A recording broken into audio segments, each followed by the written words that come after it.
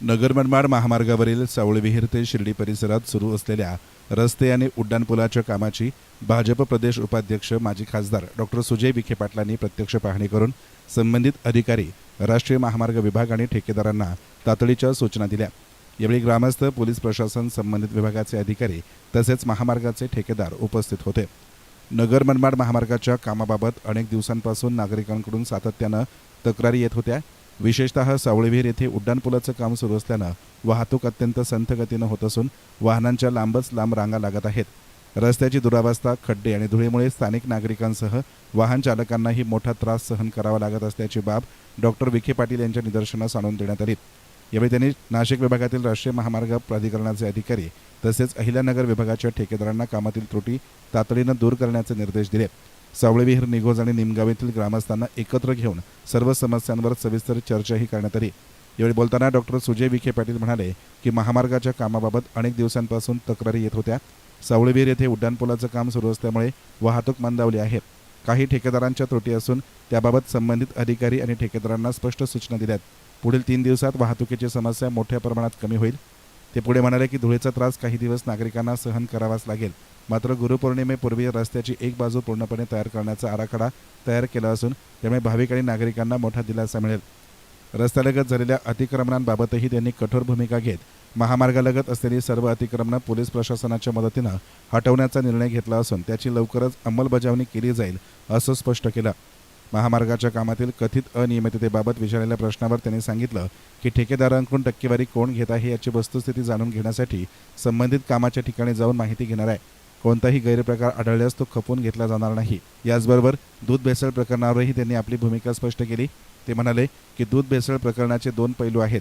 काही ठिकाणी प्रत्यक्षात भेसळ होत आहे आणि अशा ठिकाणी कठोर कारवाई झालीच पाहिजे, मात्र काही ठिकाणी भेसळ नसतानाही कारवाई होत असल्याच्या तक्रारी आहेत। काही अधिकाऱ्यांवर दबाव टाकून चुकीचे पंचनामे केल्याचाही आरोप समोर येत आहेत। याचबरोबर गेल्या 15 दिवसात ज्या प्रमाणात कारवाई होत आहेत त्या यापूर्वी का झाल्या नाहीत हा प्रश्नही उपस्थित होतो।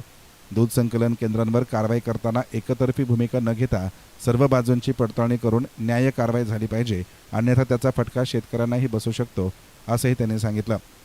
गेल्या अनेक दिवसापासून जो ट्रॅफिकची समस्या या ठिकाणी येत होते, नगर मनमाडच्या रस्त्याचं काम चालूच आहे, पण सावळविहीर जंक्शनमध्ये त्या ठिकाणी नॅशनल हायवेचं फ्लायओव्हरचं काम आणि नगर मनमाड असं ओव्हरलॅपिंग झाल्यामुळे त्याला डबल इफेक्ट आला आणि म्हणून ट्रॅफिक जास्त संथ गतीने त्या ठिकाणी जायला लागलेली आहे। अनेक चुका ठेकेदारांच्या आहेत। दोन्हीही डिव्हिजन म्हणजे नाशिक डिव्हिजन नॅशनल हायवे आणि नगर डिव्हिजन या दोन्ही डिव्हिजनच्या अधिकाऱ्यांना आणि सर्व ठेकेदारांना आज इथे एकत्रित बोलून सावळविहीर, बुद्रुक, निघोज, निमगाव, सावळविहीर खुर्द अशा या सगळ्या पंचकृषीतल्या ग्रामस्थांना एकत्रित घेऊन सगळ्या प्रश्नांवर चर्चा झाली। सगळे मार्ग माझ्या मते आता सोडवले जातील आणि साधारण 3 दिवसानंतर जे काही प्लॅन ऑफ ऍक्शन आम्ही बनवलेला आहे 3 दिवसानंतर या सगळ्या ट्रॅफिकची समस्या पूर्णपणे संपेल। राहिला मुद्दा धुळीचा, तर एक गोष्ट मला आवर्जून सांगायची आहे की जेव्हा आपण भराव करतो हायवे करत असताना, तर तो भराव हा आपल्याला पूर्णपणे कोरडा होऊन द्यावा लागतो, जेणे की त्याच्यावर डांबर टाकता येईल। जर पाणी टाकण्याची मागणी आपण मान्य केली तर तो भराव कधीच कोरडा होणार नाही, रस्ता खचेल, जसं राहुरीमध्ये अनेक ठिकाणी झालेला आहे। तिथं लोकांच्या आग्रहामुळं काही प्रमाणात रस्ता हा लवकर करण्यात आला आणि म्हणून तो रस्ता खचला। तर आपल्या इथं ते होऊ नये म्हणून थोडा धुळीचा त्रास ग्रामस्थांना सहन करावा लागेल। अनेक वर्षाचा प्रलंबित रस्ता आहे, मी सगळे विषय सगळ्यांना समजून सांगितलेले आहेत आणि हा रस्ता मला वाटतं गुरुपौर्णिमेच्या पूर्वी पूर्णपणे एक बाजू म्हणजे आपल्या या फ्लायओव्हरच्या समारोपाच्या जागेपासून तर बायपासच्या सुरुवातीपर्यंत एक बाजू पूर्ण केली जाईल आणि दुसरी बाजू मोटरेबल ठेवली जाईल आणि गुरुपौर्णिमा संपल्यानंतर मग दुसरी बाजूचं काम हाती घेतलं जाईल, असा पूर्ण आराखडा आम्ही आता बनवलाय।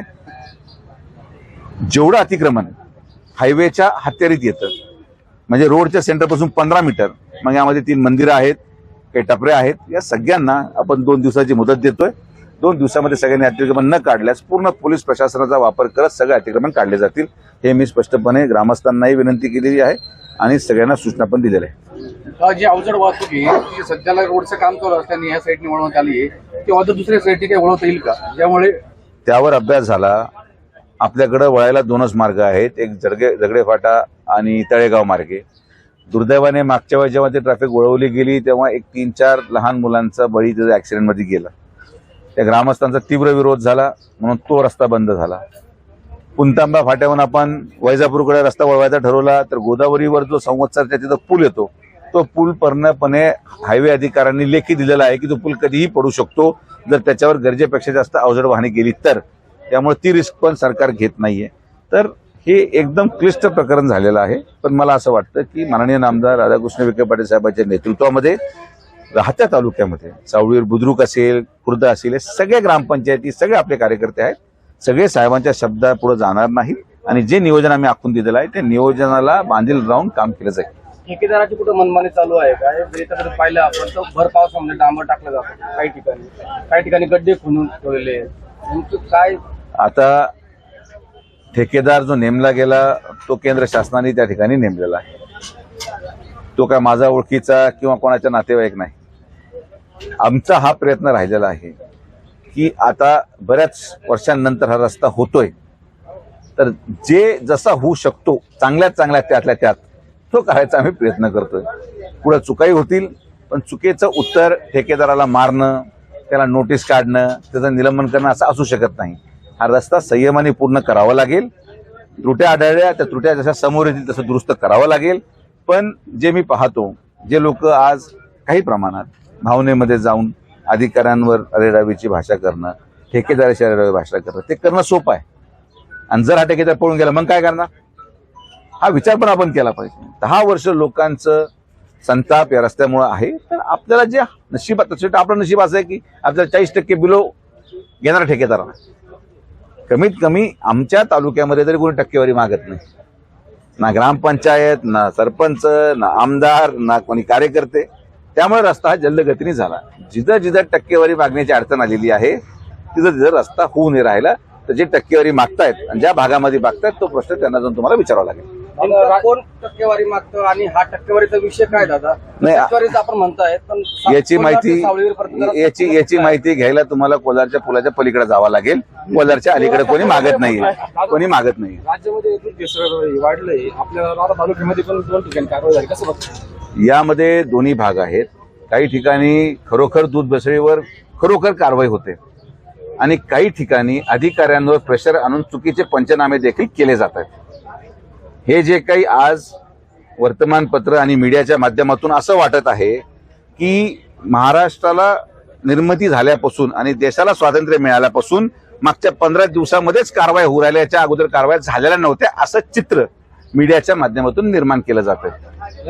याच्या अगोदर पण अधिकारी काम करत होते पण आता प्रासंगिक काही ठराविक एक वेगळ्या बातम्या तयार होणं हे आता नैसर्गिक भाग आहे. आणि त्या बातम्याच्या अनुषंगाने कुठेतरी वारंवार कारवाईचं नाव दाखवण्याच्या नावाखाली चुकीचे पंचनामे आणि चुकीच्या ठिकाणी कारवाई पण होऊ राहिले, ही पण वास्तविक. तर हे मुद्दे माननीय पालकमंत्री महोदयांच्या कानावर घातलेले आहेत की जिथं भेसळ व्हावं तिथं 100% करावं, बंद करून टाका. पण एक गोष्ट शासनाने पण लक्षात घेतली पाहिजे, तिथले अधिकाऱ्यांनी लक्षात घेतली पाहिजे की जसं जर सगळं दूध संकलन बंद झाले तर शेतकऱ्यांचं देखील उत्पन्न बंद होणार आहे. तर एकतर्फी कारवाई करून चालणार नाही. तुम्हाला जर कुठे भेसळ आढळत असेल तर ते किती गंभीर स्वरूपाचं आहे त्याची शहानिशा करून त्याला 2 दिवसाची मुदत देऊन मग पुढे कारवाई करावी, जेणे की शेतकऱ्यांना देखील त्याची अडचण होणार नाही. तर मी मीडियाच्या माध्यमातून विनंती करेल प्रशासनाला की याच्यापूर्वी पण कारवाई होत होत्या. महाराष्ट्र मागच्या 15 दिवसामध्येच काम करायला सुरू झालं असं अजिबात नाही. यापूर्वी पण कारवाया व्हायच्या. पण मला एक गोष्ट कळत नाही की मागच्या 15 दिवसामध्येच कारवायांची एवढी प्रसिद्धी का होऊ राहिली, हा माझ्या मनामध्ये प्रश्नचिन्ह आहे. तुकाराम मुंडे आल्यामुळे कारवाई सगळ्या होते. माझ्या मनामध्ये असलेला प्रश्न मी तुम्हाला सांगितलं. मग तुमचं असं म्हणणं आहे का की 15 दिवसापूर्वी कारवाईच होत नव्हत्या महाराष्ट्रात, की बाकीचे जे अधिकारी होते मग हे असेच पगार घेत होते का, याचा असा अर्थ निघतो का? तर असं नाहीये बाबांनो. हे याचं कारण आणि याचं उत्तर तुम्ही शोधलं लागतं, मी नाही सांगू शकत. नगरमठ रस्ता कधीपर्यंत पूर्ण होईल?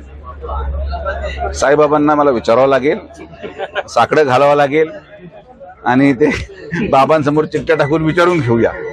आता याचं उत्तर सुजय विखे देऊ शकत नाही.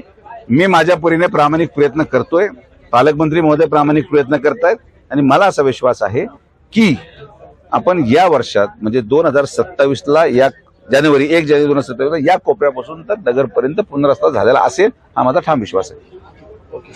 एसएन मीडियासाठी कॅमेरा पर्सन साई सुराळे, शिर्डी.